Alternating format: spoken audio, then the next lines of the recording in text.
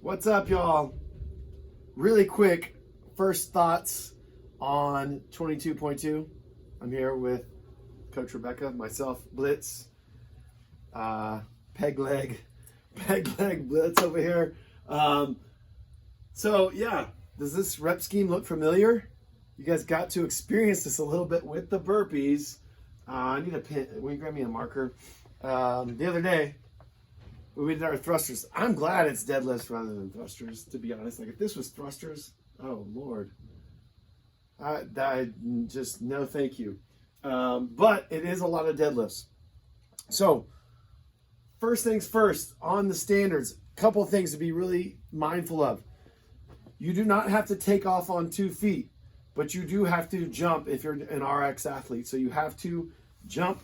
I'm excited to see some of the videos that get posted, because we're going to be looking like some funny jumper, like some frolicking leprechauns, I feel like, jumping over that barbell with like 1 foot at a time. Doesn't matter, as long as both feet are off the bar or off the ground and over the bar at some point of that rep. So that's the really big one. Always, your head can't be over that bar. We'll have a line that you have to bisect or straddle with your arms and legs. But that's the big one on the burpees. We'll go over the deadlift standards. But I just want to talk a little bit about a couple of things to think about on this workout. So 1, 2, 3, 4, 5, 6, 7, 8, 9, 10. Look how my numbers got smaller as we went here. That's how I write.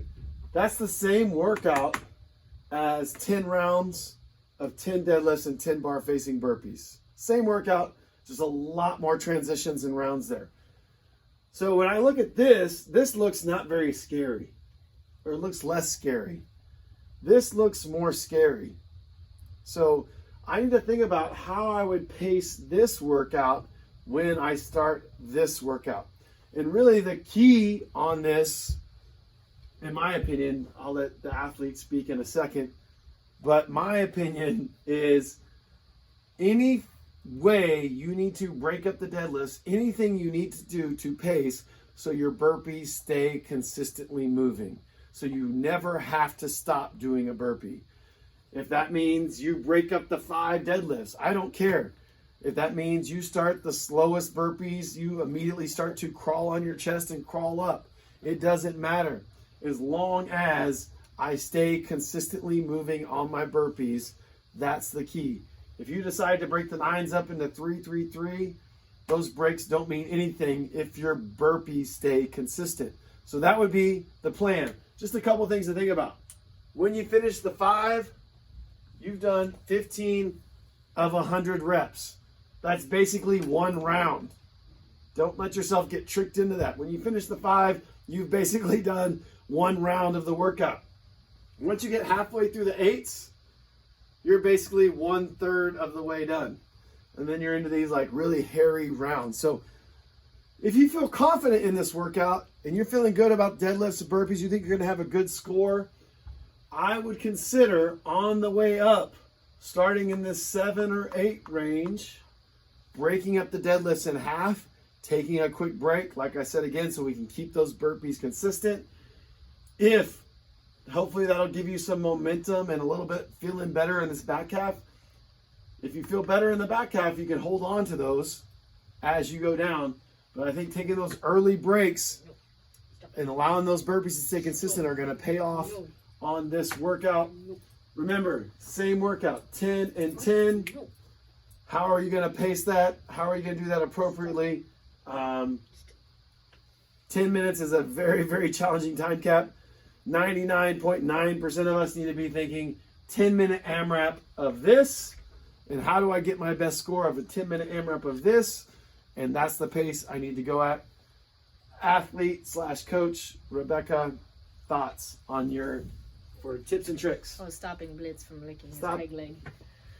No. One, I hope this video helps you guys, because it's more or less scaring me right now to realize all the math that goes behind this. I'm not a math person. He does all my math for me, so there you go. But from doing the workout, just initial thoughts and everything, what makes this workout really hilarious is that the athletes that like the deadlifts probably don't like the burpees. the athletes that like the burpees probably don't like the deadlifts. If you're not part of any of those categories, congratulations, you'll crush this one. In that case, you need to be playing to your strengths in a way that play to your weaknesses. Meaning, if I can go over to the barbell and crush the deadlifts, I need to stay at a pace that is so comfortable for me to stay aggressive and, like Coach Matt said, don't stop moving. Because if you can crush those deadlifts all day, but it takes you 5 years to get through the burpees, that ain't gonna help you. If you can crush those burpees all day, but it takes you forever to get through the deadlifts, that ain't helping you. The key is consistent movement. I'm actually surprised based on week 1, we learned that workout, 22.1, was a huge pacing workout. We actually got another good pacing workout with a little bit of pressure being that the time cap is really small, but at the same time, you have to stay moving. If you're a really strong deadlifter, be smart on how you use those deadlifts to stay moving on the burpees. If you're a really strong burpeer, pace the burpees at this is how I'm picturing it, like that uncomfortable 85% effort to where I still have effort to put on the barbell, if that makes sense. And then I told many people today, you need to come in with a plan and kind of eye up where you're shooting to get in the workout and start figuring out where is it going to hurt and where do I want to have energy to start pushing at the last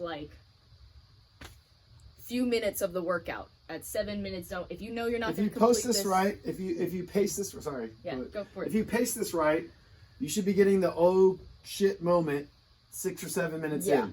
We don't want that. You should not be feeling that until 6 or 7 minutes. I mean, you can feel it earlier. You're just not going to do your best. That's when you need to feel it.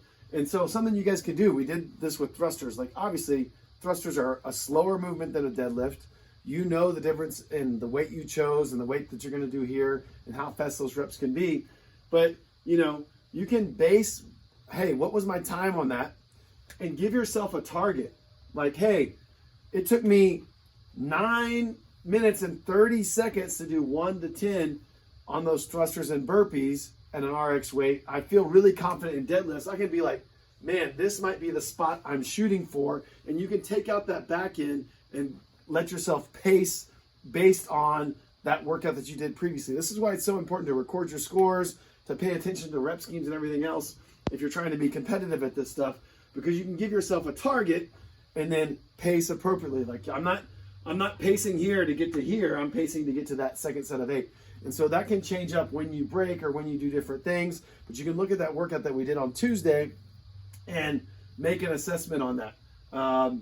So, like I said, 99.9% of us, it's a 10-minute AMRAP. How can I move consistently for 10 minutes and not feel that oh crap moment, oh shit moment until 6 or 7 minutes in? If you feel it any bit earlier, you're not going to get your best score. You might work hard. You'll work hard. You'll do awesome. We'll pick you up to your hard, but you're not going to get your best score unless you're feeling that late. And so, any last thoughts? Yes. Yeah, keep going. I do have one more tip.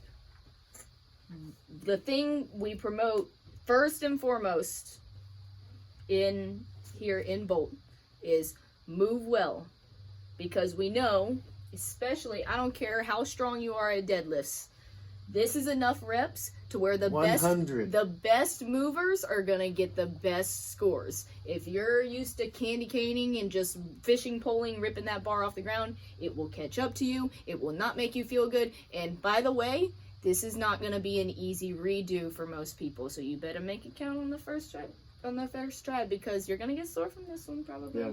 This is not going to be as easy as week 1 to redo. So let's make it count on the first time. Let's move well, protect your spine, and don't... One last point on that, because I talked to Trevor tonight, because he was asking, he's like, man, I don't know, I've never really pulled that much, and he's only been doing CrossFit for like two weeks or so, or not a month or so, but he just jumped right into open. But a couple things to consider on that. If you're in between that weight, it really depends. What are you doing the open for and why are you doing it? This should feel like a Metcon, not a strength workout, okay? So considering going scaled, even if you could do like singles at the 225, 155, might be good for you.